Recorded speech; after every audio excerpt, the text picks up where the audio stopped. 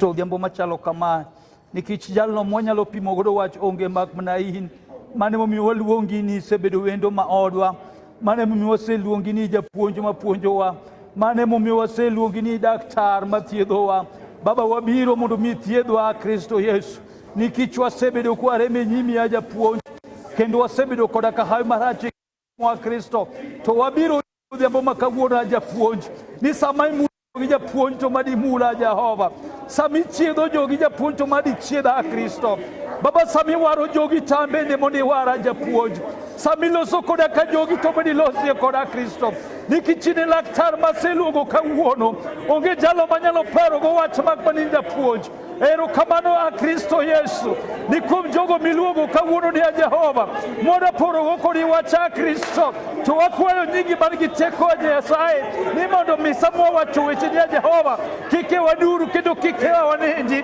to badi chung kodo a Kristo ine laktar maluongo kawuono a Kristo ine japuonj maluongo kawuono Jehova ni mondo milos kodo ayo malingling kedi timi operation malingling Nyasaye aluongi Nyasaye mangima ni jalo manyalo luongo mawinja mana ine Kristo anyuola nyalo kweda Ruodha anya tido nyalo weya Kristo kakata wuono nyalo weya japuonj dogo minwa nyalo ringo maweya Kristo katuo chorana kendo dhiera nono japuonj ito kinyalo weya Kristo mana miya nyalo ywak ni aparach kuom gino maholo man gode kit ngimana mana momiyo abiro kawuono ni Nyasaye ni sami loso koda tilosi gi jogi sami bulo jogi tambe ni mula Kristo wachni kik ai polo madongo nono makotimo gimoro madi yude jalmoro kawuono ni Jehova mosebedo kadigi gimoholo e kit ngimane mowuotho gode kit ngimane Kristo akawuono ne ber mondo ilos ne Nyasaye mondo mikuomo gimoholo ma en godo no Ruodha mosebedo moko mare no jaduong' madi bedi mare kochakre kawuono mondo mi okaw chak wuoth godo madi miye warruok mag nengo ne tek Kristo mondo mi kik obed gi gimoholo gima moholo maonge gi kama odhiye gima moholo maonge gi giko gima moholo maonge gi mise gima moholo maonge kod geno to kawuono wadwaro wayud geno kuomi mane momiyo abiro ya japuonj nionge jalno manyalo bedo mak mana in mane momiyo wabiro kawuono japuonj ni jalo manyalo miya guono en mana in jalo manyalo miya geno en mana in geno to biro amna kuomi ajabu amomiyo abiro kawuono a Kristo ka jalo mane nono a Ruodha aonge gima ting'o maber mabiro go mane momiyo ok wanyal biro lami a Kristo mondo mag gima ochamo wathaki a Kristo mane momiyo abiro kawuono japuonj ibe pako kendo bodendo nyingi mag teku duong' Kristo ibe pako manadi Jehova si solo yagidalang dalam mar sayun timbe mag pinyni osina kasaluen gengang katari choguchona magaweo ni Yesu hemsa hotokororo mona donjo edala koro ere gimadi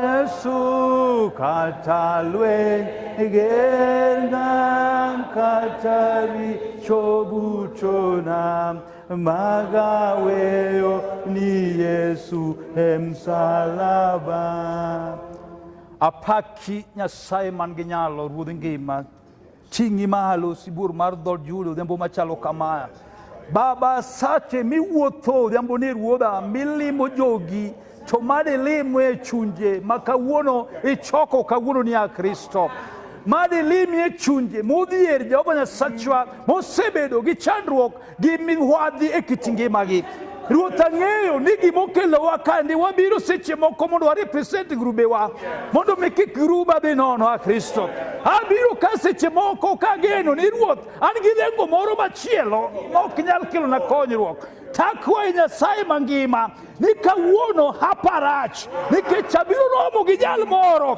mabiro kelo na konyruok e kit ngimana, to ibiro gisa ni ber mondo mi akaw gima an godo mondo mi adhiyo kawuono, nikech le ma an godo ok en mara, en gima nenda hola to koro kuom gik mohol ok nyal miya bedo gi kwe, nikech ka gilwar kuma ok owinjore gilware tabiro ywak ni haparach, to kuom ng'wono Yesu Kristo kuom haparach mabiro ywago ibiro gisa ni ikawe kawuono. Erokamano Kristo Jehova. Baba kachung' to mondo mi in mamuni dong koda, to jowetega kabet Ruoth mondo ibed kodgi, to wach mwabiro wacho mondo otimie ng'wono, to nyinge mangiteko duong' kuom ng'wono Yesu Kristo Ruodhwa. Wamiye Yesu lwedo.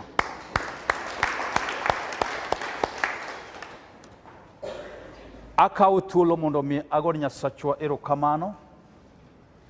Akawo thuolo mondo mi ating' nying Nyasacha malo, nikech en ng'at malich momiyo anyono higa mar 2022, nikech nitie oganda kata jomoko mang'eny ma odak e yo moro maber kabisa kendo gisomo, lakini ne ok owinjore negi mondo mi gine higa machal kama.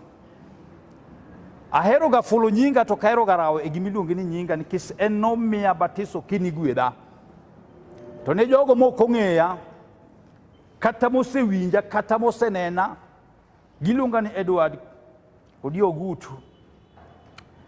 An jadhot mar seme miluongo ni Kadepir e bwo Kisumu County kanyo. Kanisa miluongo ni St. Teresa's SK Kitambo, bwo Kitambo Paris.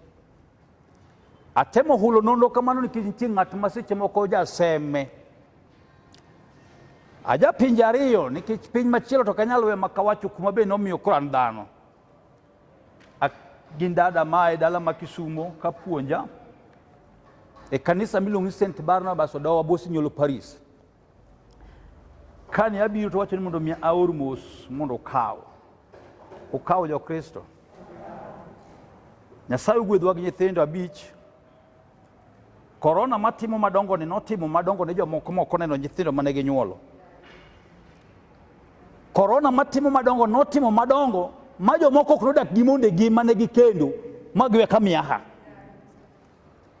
To korona matimo madongo bende nitie jomoko manonindo kowe kaminegi kata mondugi pek, to nyathi onyuol to chak ng'ama otho, nikech korona komiye thuolo mar mondo mi one nyathine. Seche moko dhako onyuol gi ich kata onyuolo to nyathi otho. Watu Nyasaye nogwedho nyathi e korona, chuny korona no makochakre sa 1 odhiambo tiringo ni muny laki, kochomo sa 12 e kiwuok to Nyasaye nomiyowa nyathi e dwe mar 4, kendo wamiye nying ni Laki. An ok namiye, minge ok nomiye, to nyithige nomiye. Ok ang'e gima ne giparo. Amor ni Nyasaye kuom timona. To kadwa nadhi mang'eny jowete, adwa ni wawinjo wach Nyasaye. To wach Nyasaye modwa ni wawinjo owuok e Ruodhi mar 2. Ruodhi mar 2 sula 6 wes matindo 1 nyaka 7. Abro go matin kwadhi mondo mi wakonyre godo, to gima duong' ok ada wuoyo kuom sa. An gi ting' monego adhi atim e Paris kinyuan gi Bishop. Tadwa tiyo kaka Nyasaye wang' no konyre koda. Gima duong' ni en ni nyaka wayud ni to bona onyintie gimodwa agodo. Be nitie message modwa agodo, kata midwa agodo, kata moda agodo. Message midwa agodo e mane. Nikech kwayudo ndiko mad nyamino somo to wuok wacho ni Molwar E-Aora. Otimre nade? Olewore wi pi. Ndiko ma Nyasaye wacho maber ni ne nitie jal moro mane riekone ne wuotho, kendo kane ne oganda kaka ne gibet, kaka ne nitie, to en riekone ne wuotho mopogore. Noparo gik moko mopogore. E paro ne mano mopogore go nomedo ga share kode kinde gi ji. Omiyo kama ne gidakie, kata kama ne gilemie, kata ne kambi, okanyal ng'eyo to wacho ne gin group kaka ji ne medo solore ji ne medo wuoyo ne ji ne nyalo medorega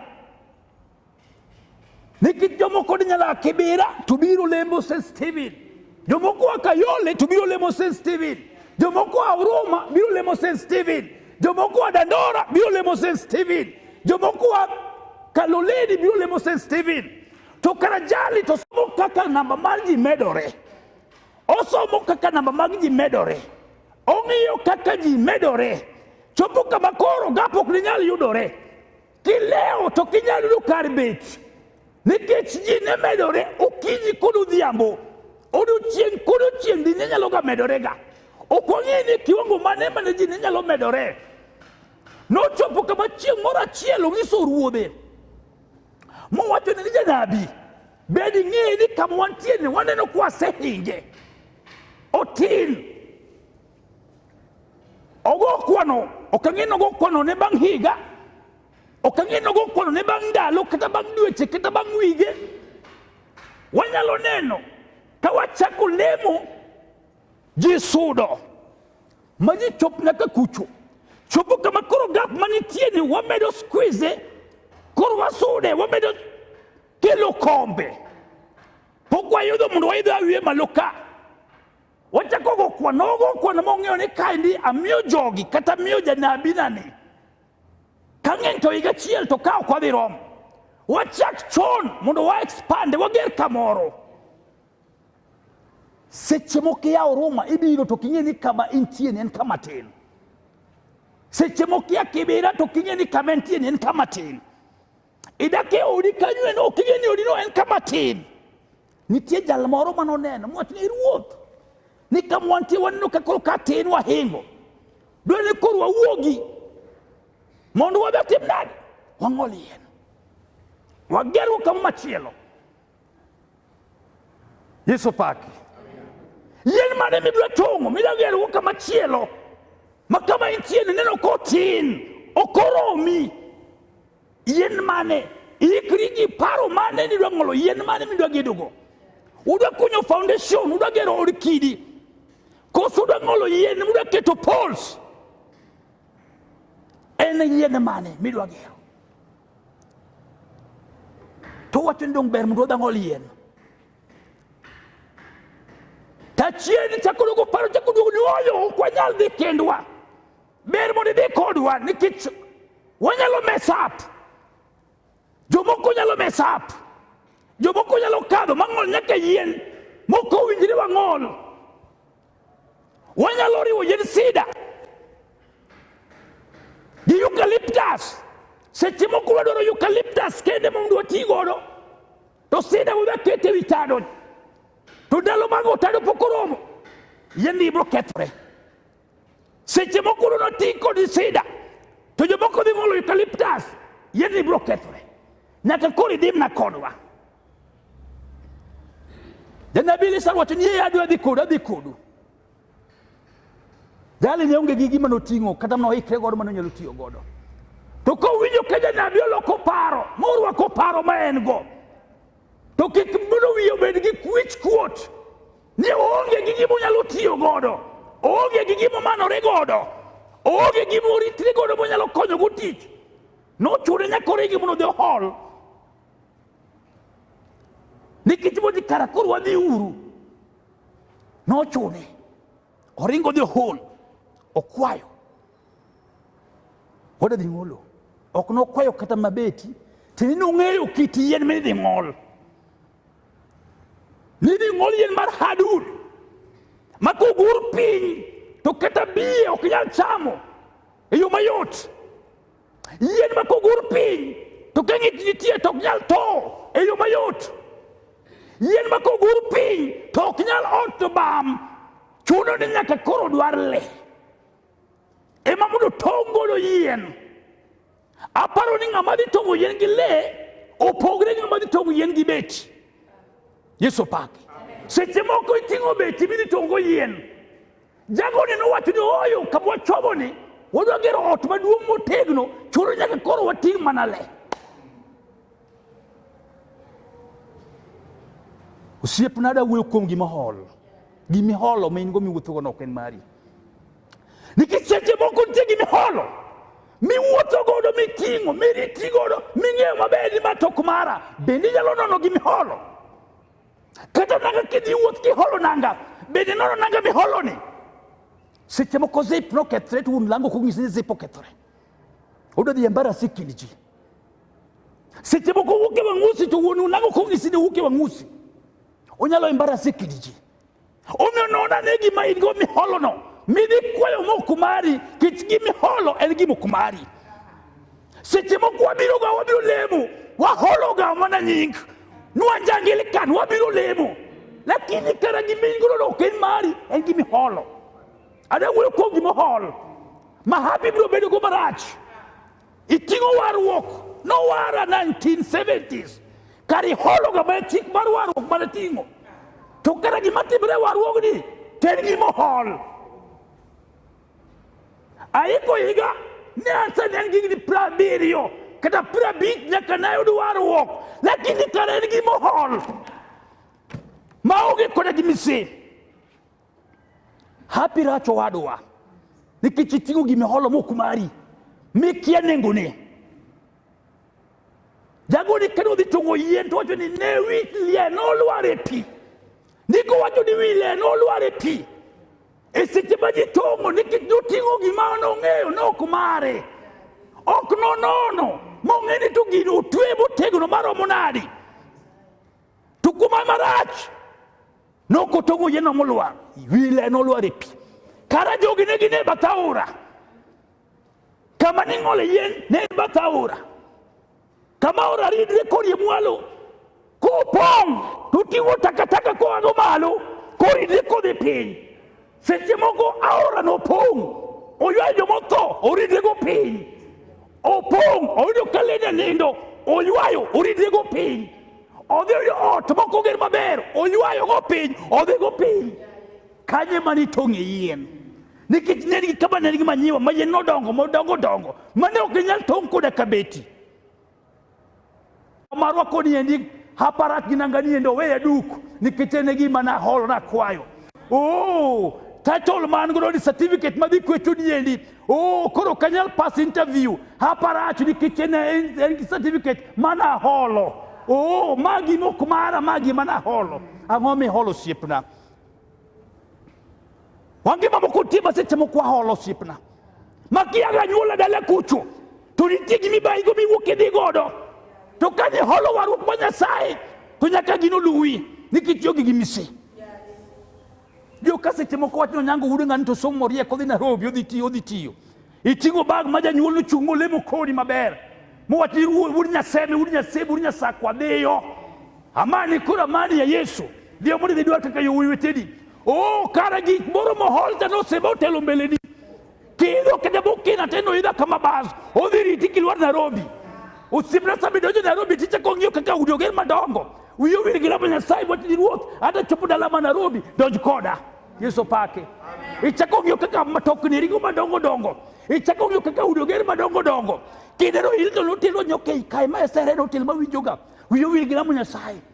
Hai chakide no nyiri moko morwa kremo wesije kamalo. Tipendri to ato kara wakata rwa kranadi. To kidonjo dalama NAIROBI de chita wajino kei. Isedonjo. Kuro maje system, loof system. Hibi chakolo system. Ni karananda la kucho na kiegi kimonatibo. Osiepuna ni holole. Ledi E-Aora. Nikitidonje system.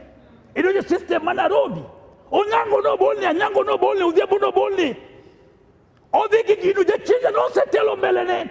Mo watu di tingo bag maber kodi wuotho go edhigo. Hey.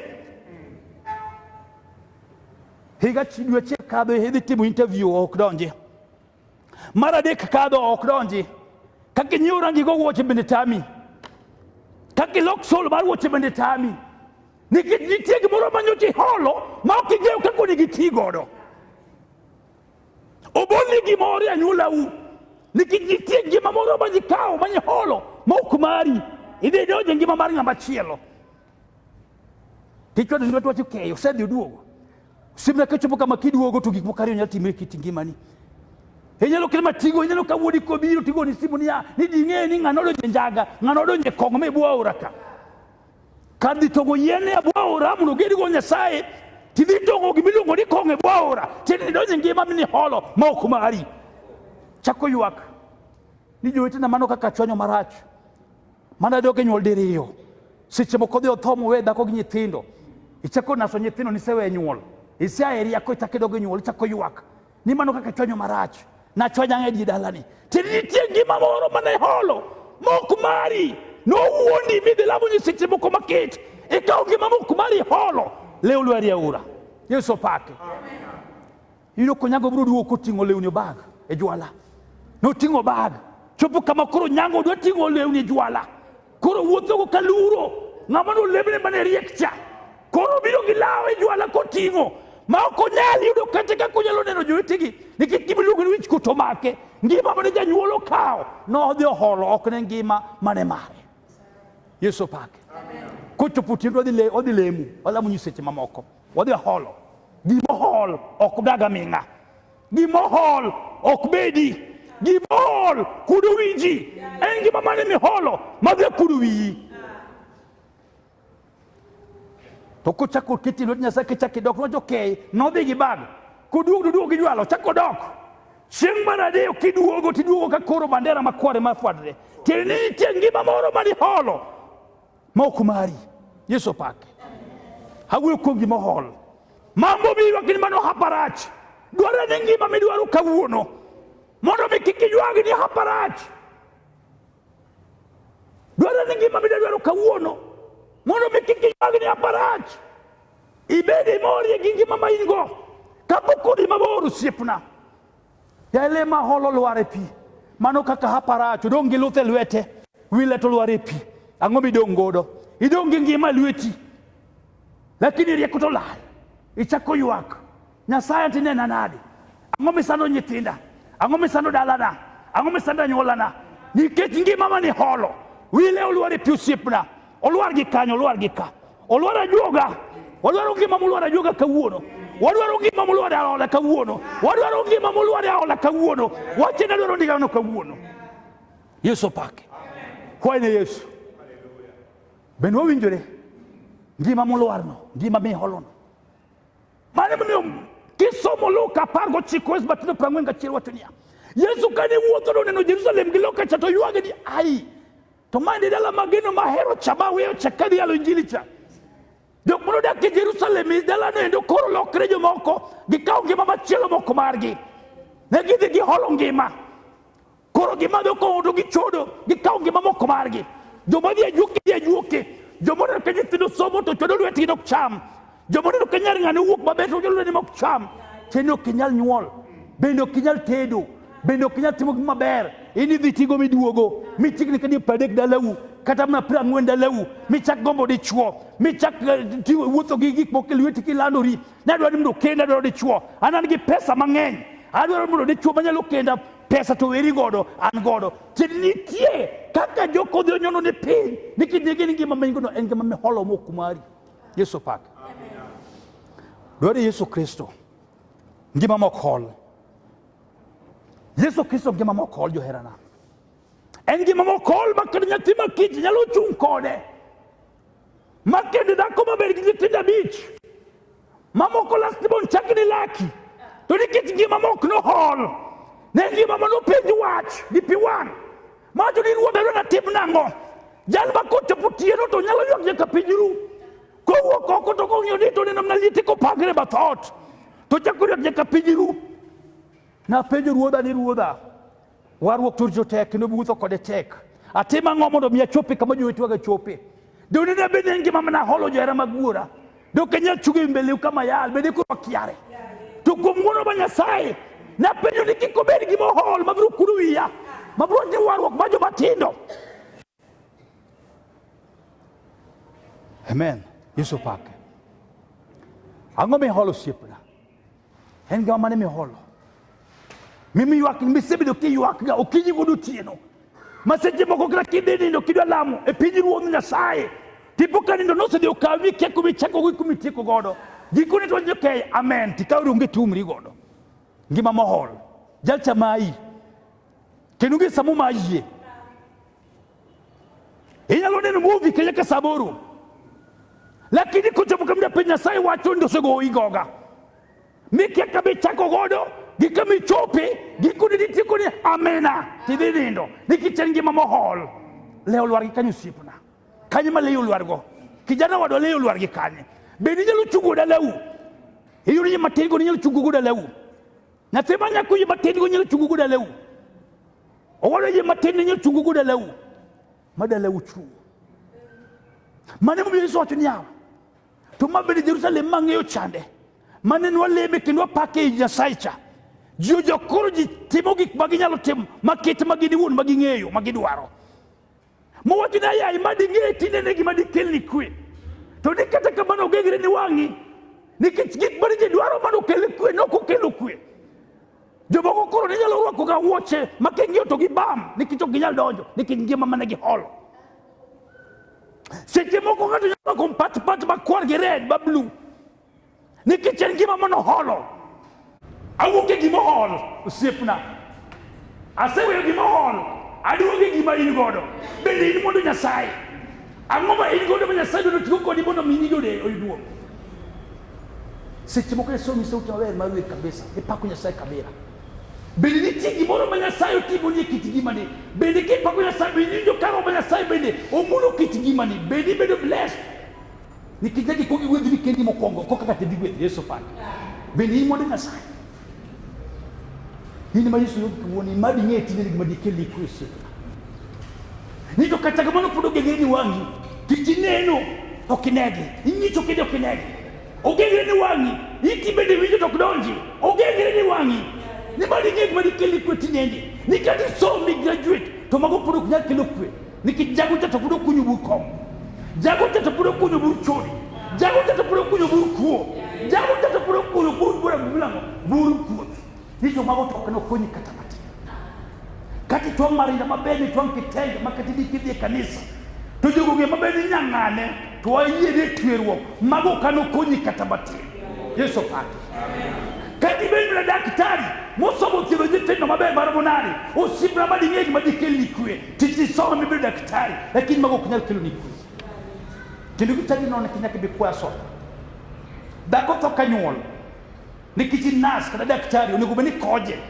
ti wacho ni yani we yuakna nikiti anto kakelika to die shughuli mage tukuduogo to dokada kono se to kanyol idongi ku nikiti ne kaunge mambo kubari madi ngeki madikeli kwe tinende nikiketi somo mi loko bukataro mitimo pariso nidu arino do doctor ngane usipe mbago muk dikeli kwe nikichengima me hall bedekeli kwe hema podi yakno chika muno podi yakni kada do biro mio janyo nyakine katu biro mio to ido kanya teno to kanyuol nikiti daktari noko kao kiti ngimane marito chika bano somo ticha kwa balenia au daktari amumu careless amumu timo nakaba na timo to nikicho kudoto nikita sura kede midwa na mie mokami ebe nyawe nyatina to Yesu pake amen angma dikeli kusipna tineneni Yesu yogu nyusan bodi ai madinge tinene madikeli kwe nikati gomna buk bilok bidok koni to mono pro kukelu kwe kade de mi you teach me nyol me kede me nyol pro kukelu kwe kade tibango me ojana sepu je tenda kuru abedi mosu mundo me awde gimanya lokonya lagodo pro kwe oge angma dikeli kwe tineneni watulia ni wasiki no bikeno no kunyi bur negitimna ginga kogi kodi kai kunyi bur nito kata kile chilonge manowe mkuchumi wadi tinde jawo sigo kutibiro mo kunyi bur moluri mitelo dala bogoli giye kamo tere chula to kawni yeno to wi chula kuru usimna kakinya dogi lobo to oge Yesu pa ose kai mogoli chula ko ndongi chula kucha ino no maloka cha to kakinya loga ba mi chopu de kiye mo keli guri chula o gol motako dogo lobotuo woni no kunyi bura lora ko ge konto kanegwe kana kide tilku tunwari sama jawo sigino tie kito kungu chako ginyi tidi mondi Yesu pa magi mo kungu ndo mondi o tabunyi lo kidi tedo ko di katino to gomuduogo seche mo kidi katino to nyulo onge tita kikedo ni machielo seche mo ko di chuko kendo to nyen long lilo tini tigi moro modir Yesu pake amina ati chakori mo dako no kinyuol to dako ka de kocha to dako to nyuol kocha angoma timore tini tigi mamuno holo moko barwa to gima de kinu kwe okomea sai wake o jang ma de kini kwe do ginyuol tide boro bende gikonyi. Donge ginyira bich bende gikonyi. Donge yawe ang'wen donge gikonyi. Donge somo magelo kubu ok tichonge. Ditire kwa nyawa anda kachala gi ng'ani. Tinia Yesu yaku Jerusalem madi ng'e tidene ni madi keli. Ito magi duto ok nyal kelo ku. Katibe gi nyikwayo mang'eny. Katibe gi dhok mang'eny mopong'ala. Katibe gi mitokni mang'eny. Katibe gi plots mang'eny. Katibe na police. Makochugo badedi. To jogi go saute. Nito magi mok dikeli ku. Yesu ati magi mok dikeli ku. Nyang madi keli ku ni to podo kinyeyo. Di madi keli ku kawuono. Hito ini nga. Ini nga. Ma Yesu nyaloloyo ngama waro kada ja police. Watu ni police kada inspector barang punya wa Yesu ni ruot. Ongeni karamani ruot. Yesu nyalwaro nya kadaktari maduo boger udi madango gasoya. Men pesa asano kende makende ne goto. Wanya ina ne gisalo pravich. Eto Kenya sai. Asano kende lo pravich. Asano kende lo pradek. Msache kende kigokwane. To Yesu nyalwaro ga jal makamai ne bacha kudogo bedi. Macha ngingi baricho manotimu. Nikitini Jerusalem Yesu biro yong kawuono. Nige ma dikeli ku sipna so ya kilo nikwe. Pesa miso yo fuko dikeji yo ya kilo nikwe. Kidadi ba asa ma foleza ma kelni. Ati o kayuak. Oknya kilo nikwe sipna. Kede ka ke so ko itimo tools ko kidi yo kide tuk baje tuni tie. Ko kitimo ni buking ma o parisol. Dikita so yo sedonjo. O sipna ma oknya kilo nikwe katamate.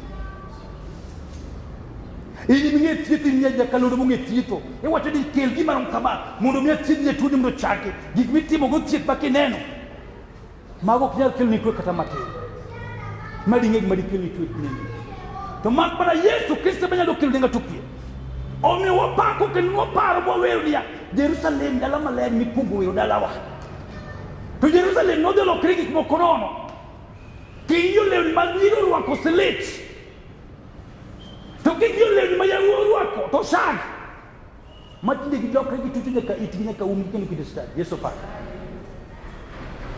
to ile Jerusalem kinu batisi mutakin Joseph no tisi bitawulo mo takini meri Yesu yogo disani ka wulo di ngeni tineni di madikeli ku enang madikeli ku tinende to makbana kwari nguyi mo chupi kanye modo di milogo ni konyo woko ado sebo kamoro odala munyasai ni chungani mo penjira ne kitiji mari kawuono ni ruoda ango maber masekelo kata maber maseiko madakelo ni kawuono enango maber no kalongo na kelo ber na wuon ni to ber katingo makele mele ni kawuono enango oto ni katidumi to machalnadi to ni to midungo majuk kudyo mane maber kende modwa okobe kwidi bokobe riendi bokobe jokko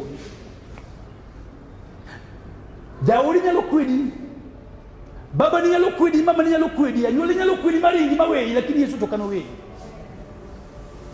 in mama machikliel kamidoge no mineno kokida kutego no kawuru ya sado timu ngori kitinge mali inja tikich machal koda machal gaje dungo nono mano chabo nyaka kidede nya sado timu ni mobeli nyaka police commission maduomo maiso dugo waro matemba pako ya sai itu ininga nya sado timu ni kawuono Hono no tergi go ma haporach go ma kawuno le bana wa ko ma haporach go no moko marwa no mai litu watu di kawuno sebolo mago to di ko solweti bo de ka bo di kawe mo de godo to kali ni watu di kadele no bolo no kawileli to gdele exactly bana lo wacha no chako dugo pogo kiko mile male mano jo LEMBDHOLUO mile male to bi ko la mo ngeni to kada kaido accident de kurba bara sane to gimana ne kanye enle mana holo kozok na holo tije batio madolo mane pujika disa chande no tera kanye bedi no tera kamoro kosoka no tera kamoro ijini bayalo no tera kamoro kosoka no tera kamoro nyipina madon kaywa ndi babo tokade ndi bangi na sadoriti kosoka doriti angombe do myo sai kawuono ositna ngombe do myo sai na merano do myo sai en tulma kende mundo pinya sai wat mundo pinya sai enango mida na kau ka wuono nikitile man godi ni enle mok mara ndi mahol to ani Jerusalem Yesu yoga ka wonni madangi madikil na kwe ni to kal nyeteno manyola mangenyi karama ko nyal kelo na kwe adi yo dikeli ko dikita mo kutino kenende na te yo kade nderamo me kende ma to nyafe donc yo gi ko dikita tijere ne notindo kenende dogina kike tini ma wucha sitimo no kobam kidi kwere ni ngane adwa ni wuge kikundi machal kama roji mama na wachana na mimi hizi shughuli zangu angome do mienya sai kawuono adwa ni kade nyantini maneno kaba mienya sai kawuono mienya sai nisidi ruoga ato lema kele ma gimana holo adwa da yode kai obed mara ligina gicha mudakao tayudni en mara kikubeli ni mohol kikapirat e kin mari sitimo ko apirat usipna e da kamari do ka apirat nti kama apirat usipna engi mani kanyula ni apirat kama usipna ite mogo to knyal yuru ni nore kawuono nya sadwa yao angumela nya sawo ni kawuono si hene tulo mugiko nya sawo to ni kawuono ni yero en mari abiro kaduongo mi yauna tana lonchi kinda na chimpo hena minya saiti kuruti siso to bolo ya ko dala to dala masise bolari batiyo ne maber siso manya sailo ya goni madla o makawuno ni binda tiyo ne matek binda yude kawuno inke ni sabro don kodi inke ndamina nyaromba biro don kodi Oja telo inke ni Yesu nyaromba kodi baba inke ni Yesu nyaromba biro don kodi inke ndamina misanga biro don kodi kawuono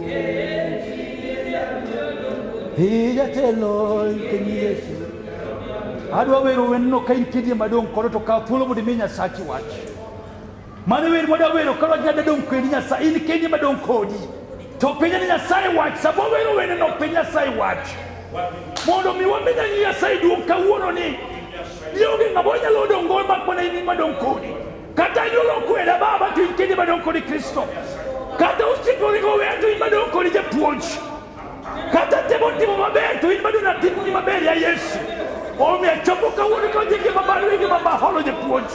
Oko ija be ko ige babaru ko ni kawuono ni ya Yesu. Tadu ali bono be tim ko da wono je puonj. Adu ali bono be yawo na yo nya sai bono tidi na sai. Nike imba do ko di kawuono sigur ma do juda. Oge jalo banyalo pako bana inde puonj. To bari mi wi ya Kristo Yesu. Iberi abo me polomano. Iwi di pak ko do di polomano. Jalo banyalo pako bana nya sai mangima. Hivi jadi bono metingi balo kawuono de mama kawuono. Imige kaka uda chala Kristo Yesu. Babe imige ngimana kaka chala je puonj. Tukabiro ya Kristo kweli uko ni bia kibadwaro. Tukikituna kibadwaro kawuono ni Nyasaye. Bali tibia mono kawuono. Bali tibia mono kawuono Nyasaye. Bali tibia mabende Nyasaye mangima. Nikito nyinga uchulo badi uchuko ni kibitiwo. Baba bodi bia kawuono ni kawuono Nyasaye. Ini bebe kawuono je puonj. Ini kawuono bodi bia kawuono. Atigi ni kichiber. Adere ni kichiber Kristo. Yongi ngapanyalo biro hili makobombe Nyasaye.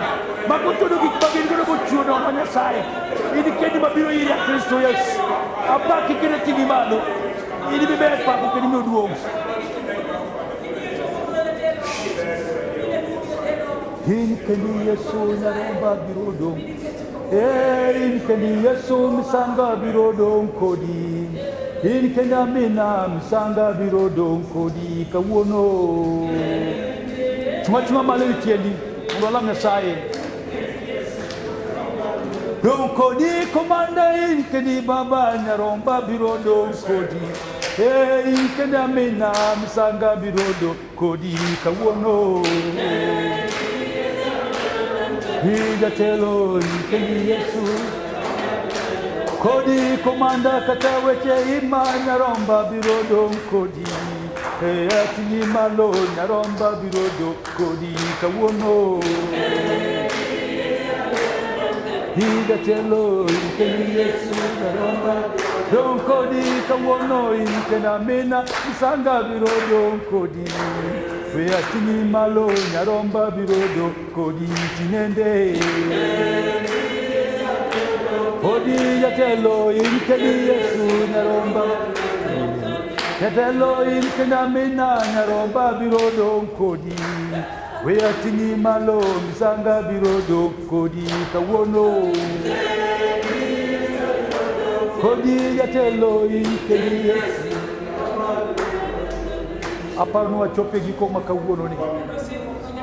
Kaporinti wa chimono na lambe kuni nyasai tinga bali mundu walam kuni nyasai karitiegi mono miwindo moma kupikindima neto tinga bali mundu walam kuni nyasai nikitsete boko nyasai ne nikodi bilengo mundu bibie kalu kawuno ni tokikwambia bie gigo waholo mwatimu mwabilo mono gigo maholo makawuno wadawe gikatwazi gimanyeni kawuno Obe karitiegi mono na lambe kuni nyasai kawuno niye Wadi tia bali malo ndo la kuni nyasai kata bona bideki bali oni ndo kawuno na la nyasai obe bideki ndo wala la nyasai kawuno obe kache gikongo mona ona la nyasai achie nani moma ki kawuno na la nyasai tubali ndo kawuno ya aba ndo wapingi ndio obe tia bali malo kabiti ndo la kuni nyasai Tiga bali malo buda lam kuri nyasai. Akwani tiga bali malo buda lam kuri nyasai. Kari tigi buda lam nyasai lam nyasai. Tigi bali kuna ka wichkot. Tigi bali gibi holo wichkot tigi bali gibi holo. Kari tigi buda lam nyasai tiga bali malo lam nyasai. Bia nyasai. Bodo mi tigi nyasai bodo kitigi mani.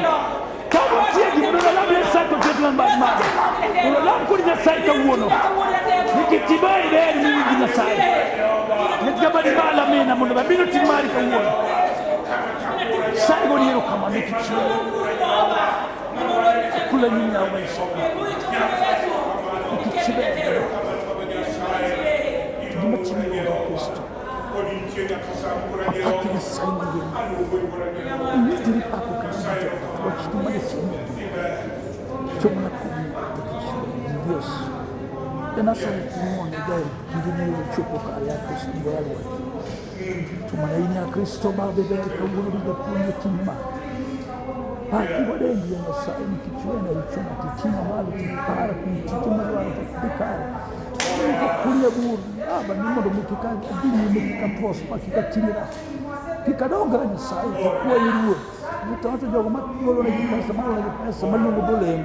Mio gi mitwari malome mi hanya sai ka ye mane mio gi magila mo to chango to kini do gi mo ko tanto kayo ni anti ki mia Kristo ni ala di kagulo ni hanya sai mi dambo mati dende atika paga de mura prario na sato ni woni ni tibo na ja puoji ti ni malo di kibe Kristo Yesu mega pimbo ko di ja puoji ti manaka kaina Kristo de ber dala tu de jo pa tu de ambo ka bo mo ni ja puoji Iwi jadi paku kini jidendo na sai mangima paku kila dendi na kumwona Yesu Kristo mwana paku na sai mangima paku ya Polo paku na sai marinyala paku mudu Kanaan paku ya Israeli nikichibera Kristo amia na sai mangima wote ndio Polo malo kuja kuonja nikichiongo kidibera pare jo itoman oko baba Pari do panego ti account ya Kristo.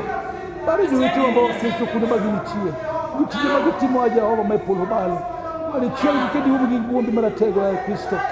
Pari mi famili gyo nyanya sai. Mari nyola ge mi onya Kristo. Pari mi wenti gyo tofare ya Kristo. Pari gita ubugi gitako marti ubugi malo ya Kristo. Au gitako moro keno ka hebra bi nyini ya sai. To para ya sai mangima. Andana dana mudia ni mo kinal ni sai. Andana dana more moko sibu ya Kristo.